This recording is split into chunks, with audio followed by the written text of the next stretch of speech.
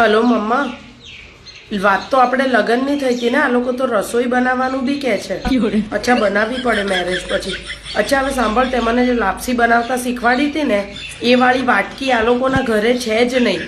તો એ વાટકી તું પપ્પાની જોડે મોકલાય ફટાફટ, અધરવાઇઝ મને નહીં સમજણ પડે. ફટાફટ મોકલાવો મમ્મા. હલો સ્વીટી, સાંભળ ને, મારા સાસુ યાર મને ચા બનાવવાનું કહે છે, તો કયું કુકર લઉં, મોટું કે નાનું? અચ્છા, તપેલીમાં મૂકવાની હોય. તપેલી નાની લઉં કે મોટી? અચ્છા ઓકે, એમાં પાણી નાખવાનું. તો ગ્લાસ કયો લઉં, મોટો કે નાનો?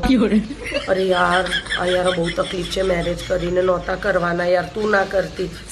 મમ્માજી, પેલું જે ટીવીમાં બતાવે ફર્સ્ટ રસોઈ કરે, પછી બધા પૈસા આપે, મોટા મોટા ગિફ્ટ્સ આપે, તો તમે ને પપ્પાજી આપશો મને? ઓકે. અબે યાર મમ્મીજી તો જેટલા લોકો આવે ને બધાને પગે લાગવાનું કહે છે યાર. થકવી દેશે. આજે હું જીમ બી નથી ગઈ, પણ આઈ થિંક મારી એક્સરસાઇઝ થઈ જશે. એટલા બધા લોકોને મેં પગે લાગ્યું, 10 જણાને અપ્રોક્સ. પણ મારું જીમ થઈ ગયું સમજી લે. મમ્માજી પાણી માગી રહ્યા છે, તો કયા ગ્લાસમાં પાણી આપું? કેમ કે જીમમાં તો આપણને 3 લીટર પાણી કીધું છે ને, મમ્માજીએ કેટલું પીધું હશે મને આઈડિયા નથી.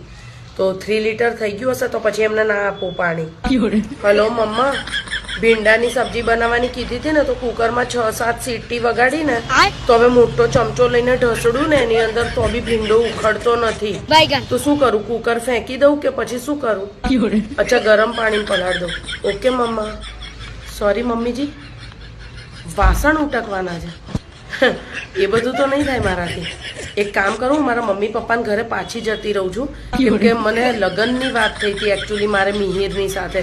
આ બધું કામ, પગે લાગવાનું, ભીંડાની સબ્જી, ચા બનાવવાની, આવી કોઈ ચોખવટ એને મારી સાથે કરી જ નથી મમ્માજી. તો આ બધું આ એક્સ્ટ્રીમ સંસ્કારી મને નહીં ફાવે મમ્મા. Okay, by.